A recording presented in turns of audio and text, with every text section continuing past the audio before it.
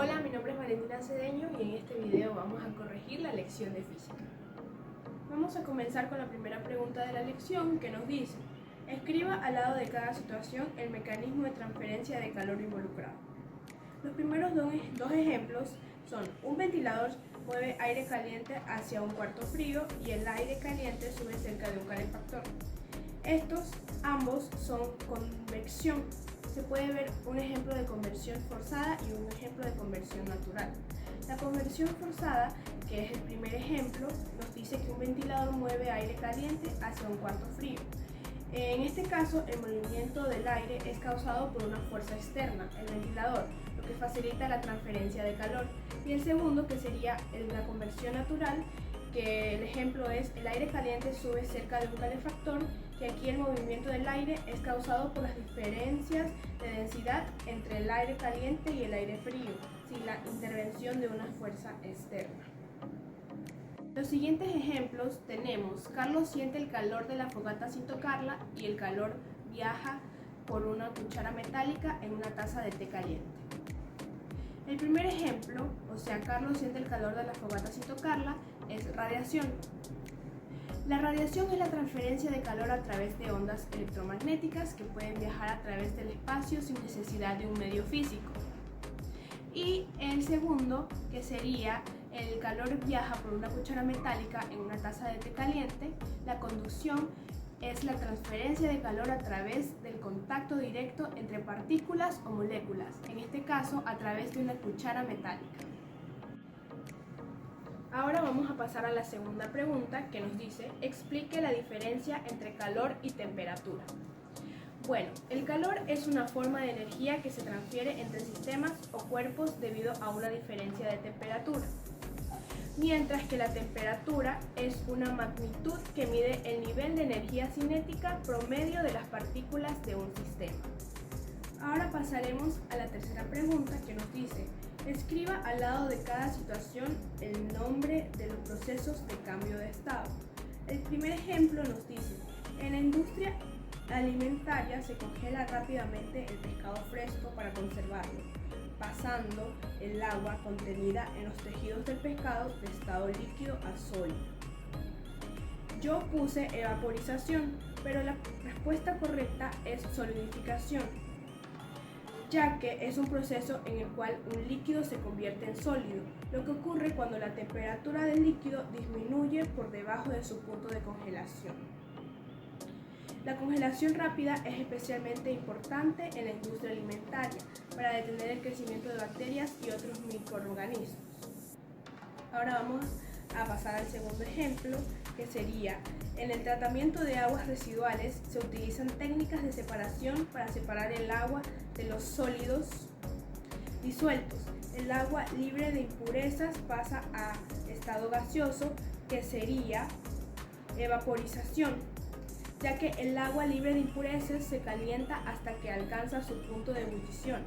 También el agua se convierte en vapor de agua, es decir, pasa de estado líquido a gaseoso. Y la evaporización es un proceso en el que se elimina el agua pura del agua residual, dejando atrás los sólidos disueltos y otros contaminantes. Y ahí sigue el ejemplo y nos dice: y luego se enfría para que vuelva a su estado líquido para ser reutilizada. Y esto es condensación, ya que el vapor de agua se enfría hasta que alcanza su punto de condensación. También el vapor de agua se convierte en agua líquida, es decir, pasa de estado gaseoso a líquido, y la condensación es un proceso en el cual se recupera el agua pura en forma líquida, lista para ser reutilizada. Y por último, la fabricación de vidrio.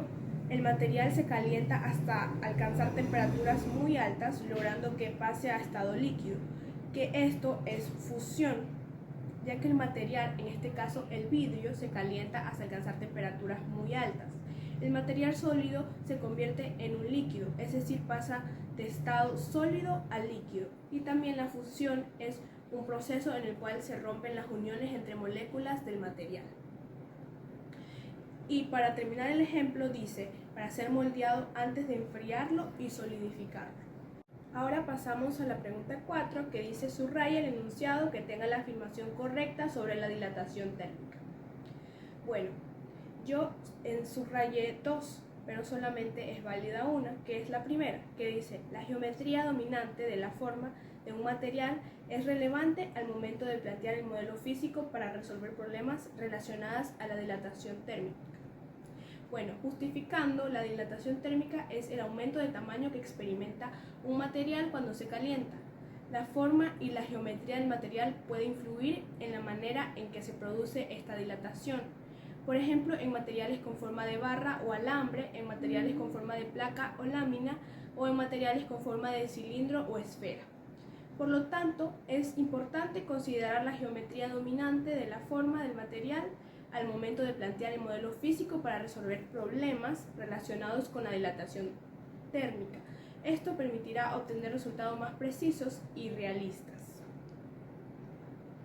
Pasamos a la quinta pregunta, que dice: responda, ¿qué es el calor y el trabajo?